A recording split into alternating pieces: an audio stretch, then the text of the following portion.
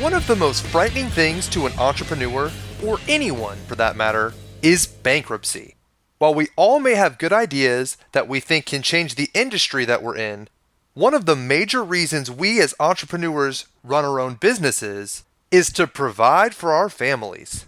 Well, our guest today is going to tell you what it's like to almost have to file for bankruptcy, in addition to what it is like to lose your house and your cars in the process.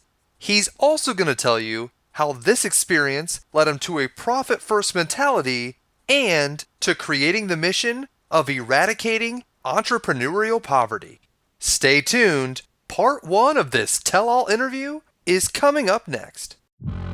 Welcome to this edition of Peak Performers Podcast with your host, Thor Conklin. Thor will be sharing the necessary tools, strategies, and psychology you'll need to become a peak performer in any area of your life or business.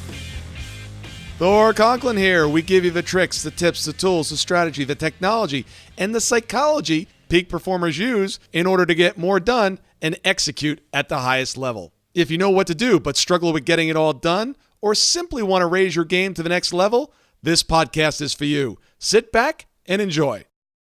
Today's guest is Mike Michalowicz, former small business columnist for MSNBC and author of Profit First, The Pumpkin Plan, and The Toilet Paper Entrepreneur.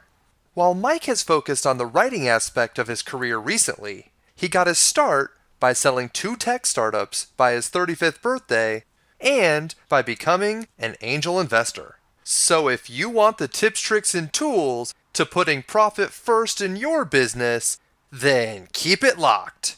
You won't want to miss this information-filled episode. Mike, thank you very much for joining us today. I am really excited about this one. We had to reschedule once. I met you over in Frankfurt, Germany at GLC. Amazing, amazing speaker. The audience is in for a real treat today. And this is my favorite topic, profits. Wow. Thank you for your kind words. And let's say the second time is a charm. We're going to crush it on this one. Definitely with profits, but we're going to crush it. Absolutely. So give us a little bit about your background, because I know you had an amazing start. There was a couple little glitches along the way, and I think it's really important that most entrepreneurs know. I get this question all the time. They're like, so you've been an entrepreneur for the last 30 years, right? You got everything figured out, which is the biggest joke ever, right? It's like we're always trying to figure stuff out. But tell us a little bit about your story. Yeah, so today I'm an author, but I started off as an entrepreneur. I'm still entrepreneurial. I own some businesses. But when I started out, I was in the computer space. I started a business, pure sweat, total effort. It finally grew to a size where someone else wanted to acquire it. Then I started a second company. Same thing, sweat, hard work. But it was in the right place at the right time. Sold that company. It was in computer crime investigation, so it was kind of a sexy topic. We did the Enron trial. That was one of our marquee cases, and it's put us on the map, and a Fortune 500 acquired us. And what I kind of breezed over there is I just shared the bullet points, like, oh, look at how successful these things were. But the reality is that those are true, but the reality is of running the businesses, there was constant struggle. I was never profitable, panicked constantly. I was thrilled and exhausted when I sold those businesses, and thought, well, that's, I guess, the nature of business, is that profit is an eventuality. It's not something that's baked into our business. It doesn't happen every day. But if we work long enough, and if we can, borrow enough money from other people and stick it out, that maybe someone else will acquire us, and that's where we make our money. I then, bought into that vision by starting 10 new companies as an angel investor. All of them failed. All of them failed within 6 months. I effectively eradicated my wealth. All the money I'd made selling my 2 businesses, I had blown away in less than 2 years.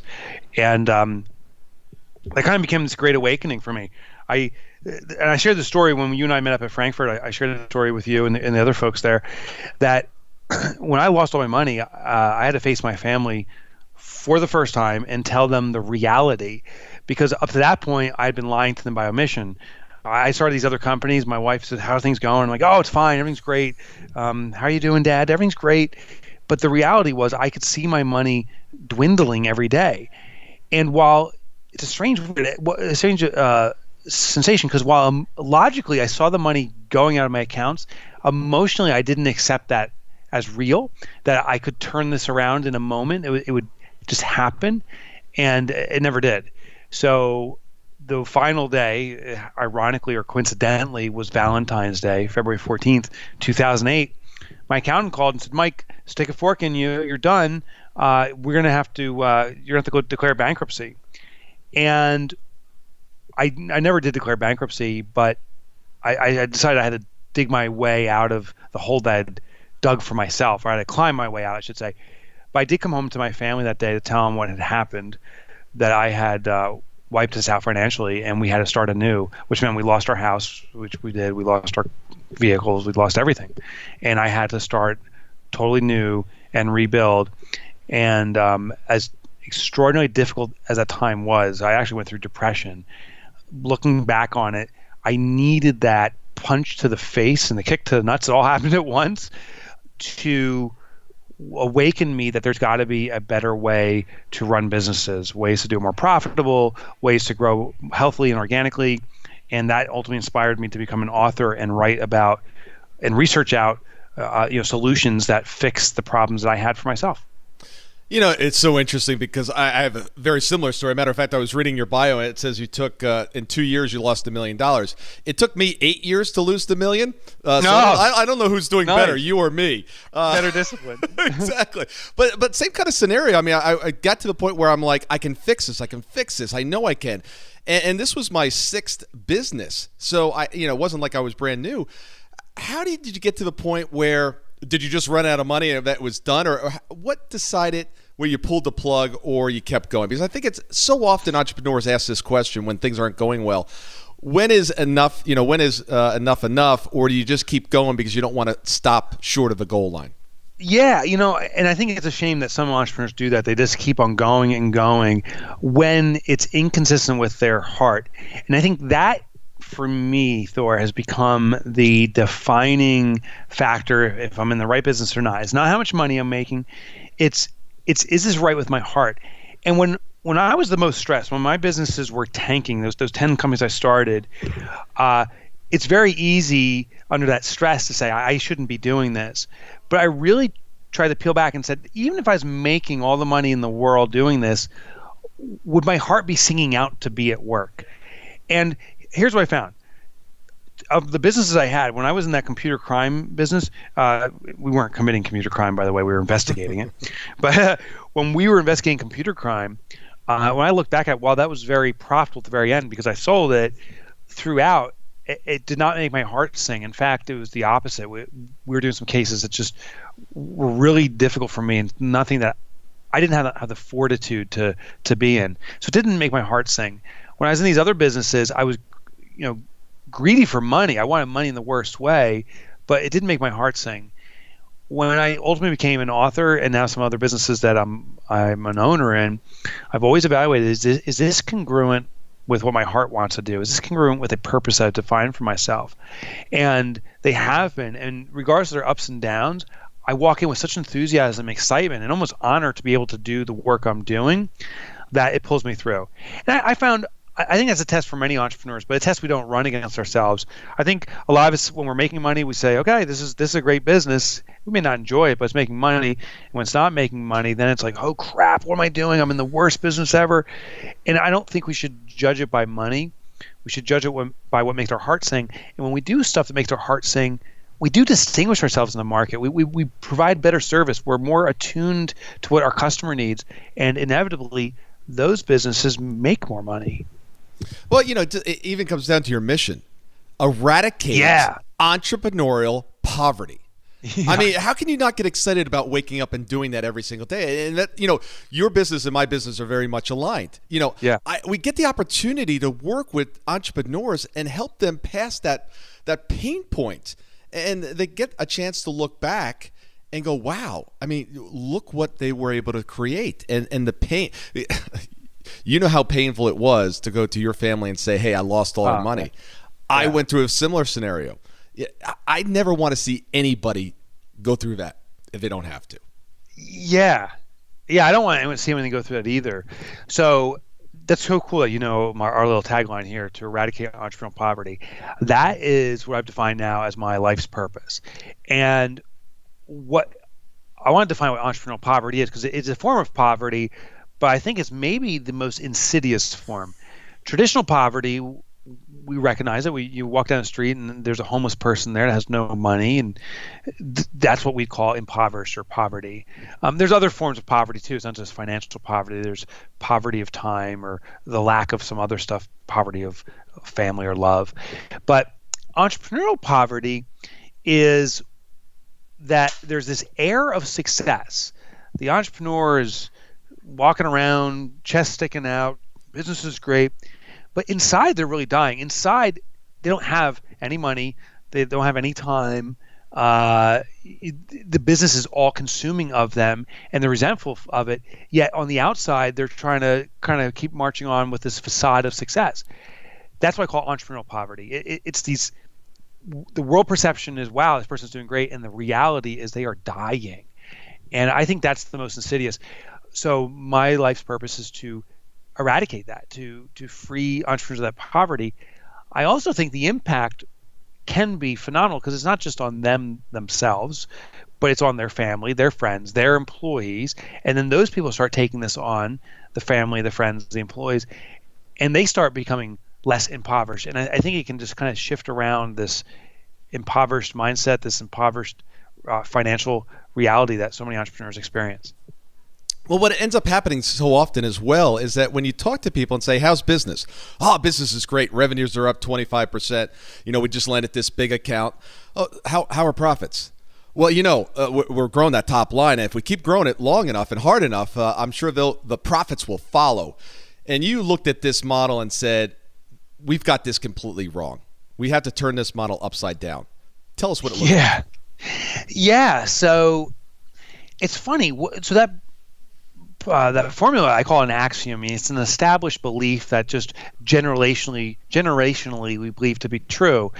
My accounting teacher, every book I've read on profitability calls profit the bottom line or the year end. And in that simple phraseology, there's massive harm being done to entrepreneurs. Because if you think about it, when something is at the bottom, or something comes at the end of the year, it gets delayed. It means it's insignificant. When something comes last, it means it's insignificant from a behavioral standpoint. I mean, think about it. Sales minus profit. Sales minus expenses is what we're focusing on. And then we say, and then if there's something left over, we're going to call it profit. Profit's literally a leftover. If you got called into the doctor today, and the doctor looks you over and says, we got to really change things here. You got to stop smoking, stop drinking. You got to improve your diet, because if you don't, you're going to die. And you got to take care of this.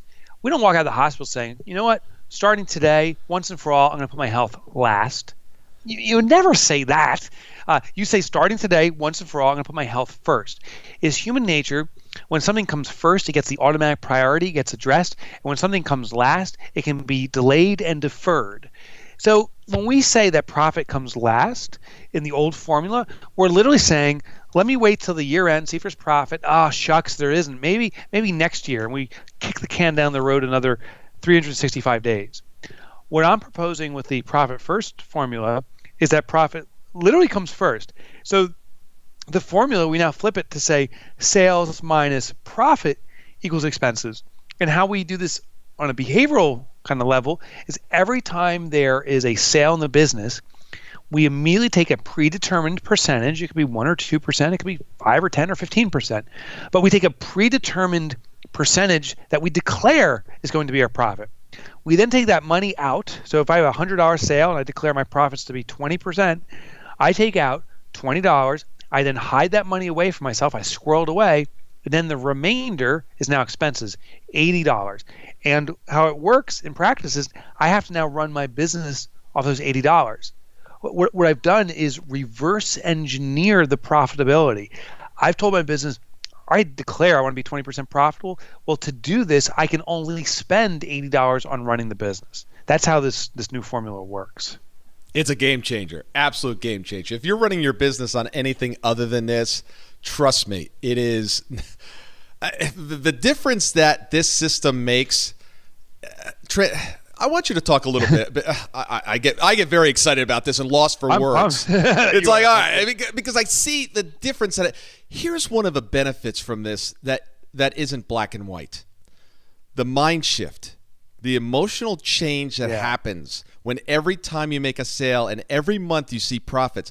One of the things that happens here is you're taking the profits out. You take them out of the company. They're going on the side. They're going into a separate account. They're going out in cash. One of the worst things that you can do is run a business. At the end of the year, you have profits, but you got no cash left. Oh, that's devastating. Yeah, absolutely. Now you got a tax bill and you got no cash to pay for it. I had a meeting with my accountant. This is about 10 years ago. I think I'm the first person to implement profit first. I mean, maybe people had their own version of it, but when I came up with this concept, I implemented it in my own business first, kind of be a guinea pig. Well, a year before that, I had a meeting with my accountant, and he pulled out the income statement, and it shows, here's your revenue and so forth. And I don't know what the revenue was, but I always, kind of pound my chest for a second. Oh, you had $1 million in revenue. Like, yeah, $1 million. But then he goes through all the expenses, and that's where the sweat starts coming down my face. And then, then the last number. Well, this year, the final number, I think it was said $15,000, and he circled it. And I'll never forget this big red marker. He circles it, and he puts it back on the table. He's like, hey, congratulations, Mike, you had a profit. And for like a second, my heart started to flutter. I'm like, yeah, baby, a profit for me. And then I looked at him awkwardly. I said, hey, Keith, where is that money? And he starts this awkward accounting laugh where there's a little snort in there. He goes, like one of those, and goes, it's not a real profit. That's called an accounting profit. You already spent all the money. There's no cash for you. And it was like tearing my soul out. I'm like, what? There's no money left? He goes, no.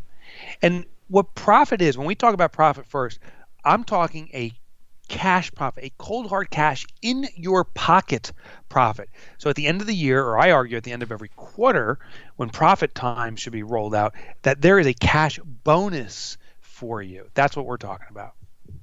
Awesome. I joke with my clients all the time. I said, what you got to focus on is your pot.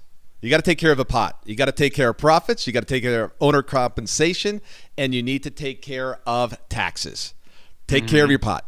Just like back in the 60s. I like that. Right? Back in the 60s, right? All the hippies were like, hey, just take care of a pot. Everything will be fine. Yeah. That's funny. That's fine. I may want to borrow that one from you. Steal it. Absolutely. Okay. Absolutely. Take care of your pot. Thank you so much for listening today. I really do appreciate your time, and I hope you found today's show valuable. If you would like to receive these shows automatically to your phone or to your computer, simply go to iTunes and subscribe. After listening to several of the shows, if you're so inclined, please leave us a 5-star rating, as this helps us reach additional people and spread the message. If you're truly committed to taking your life to the next level and doing whatever it takes to become a peak performer, but something's holding you back, something is blocking your way, and you just can't seem to figure out what it is, send me an email to info@thorconklin.com, and I'd be more than happy to get on the phone with you. We'll schedule a 15-minute discovery call. No obligation, no cost. I absolutely love to hear from the listeners, and if there's something I can do to help, I'd be more than happy to do that.